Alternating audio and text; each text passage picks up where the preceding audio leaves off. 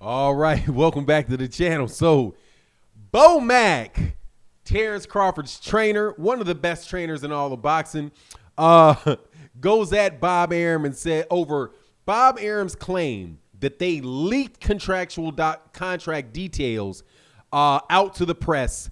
And Bo Mack tells Bob Arum, man, we didn't leak nothing. We didn't leak anything. Look inside your own house. And here's what I'm here to say. Bo Mack is right, because everything that's got leaked that I know of came from out of the mouth of Bob Arum. So Bob Arum is steady leaking details, and I guess when you get to 89, you forget that you're the one that's leaking them. So let's talk about that in this video.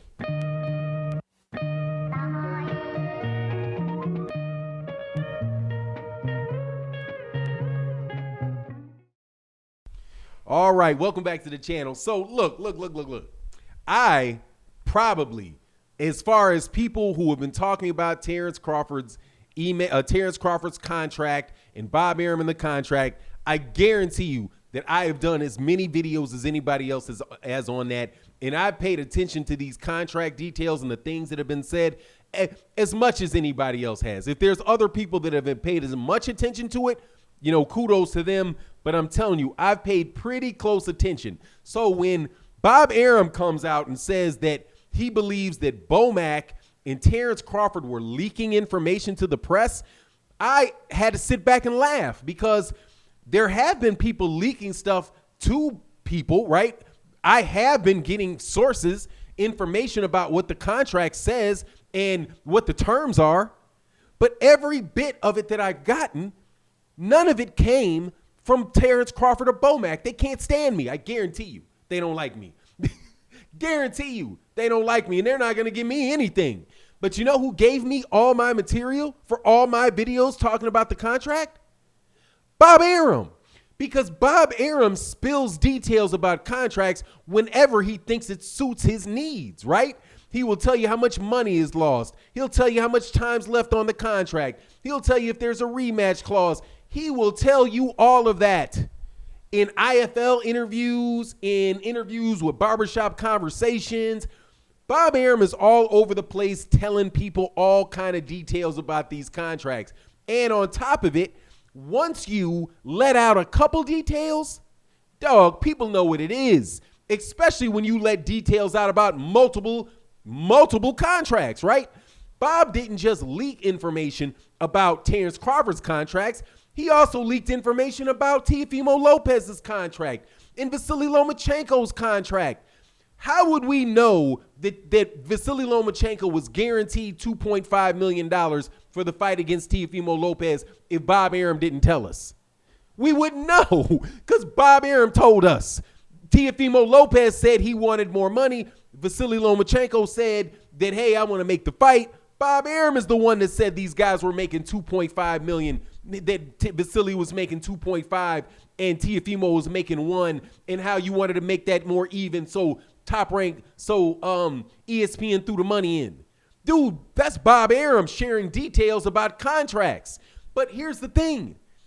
If somebody takes what you say and they extrapolate on it and they make common sense deductions or logical deductions or inferences, man, that's just obvious. If you're paying Teofimo Lopez 1.5 and you're paying Vasily Lomachenko 2.5, guess what that means? That means you have a budget of $4 million for that fight.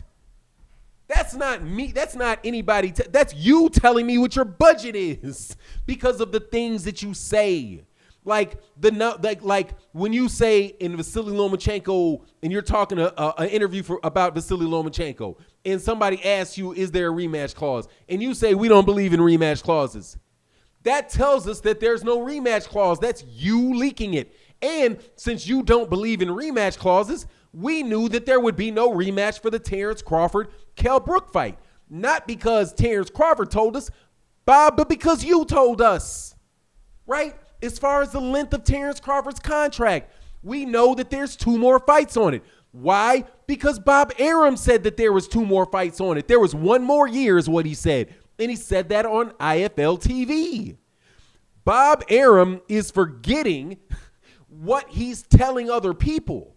And this is why I'm telling you that the people in the top rank have got to change their operating model, because you keep giving interviews to everybody and everybody is listening to all of the interviews. It doesn't matter how small the channel is. It doesn't matter how big the channel is. The information is going to get around because there are people that are following you around trying to figure these things out.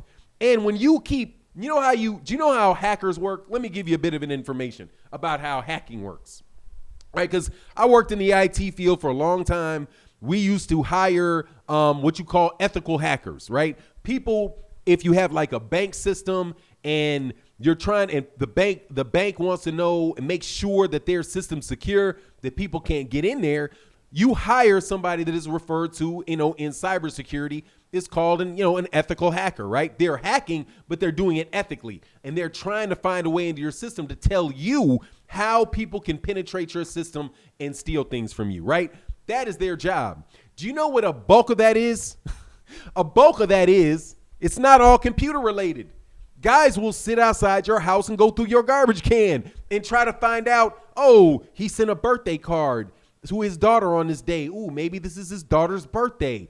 Oh, he sent, this is information about his wife, and his wife took their honeymoon was in Italy. Maybe their passwords or something is related to Italy, because human beings behave like that, right? So hackers, that's how they get in your stuff. It's not just somebody sitting behind a computer trying to tip in like that. No, they will watch your videos. They will listen to things you're saying, and they will try to figure out if they were looking at your videos, or if you're a public speaker, or just whatever. If you're somebody that they just want to break into your computer and they're another high school student, they may just wait for you to leave your locker open and rifle through your locker, see if they can find a password book.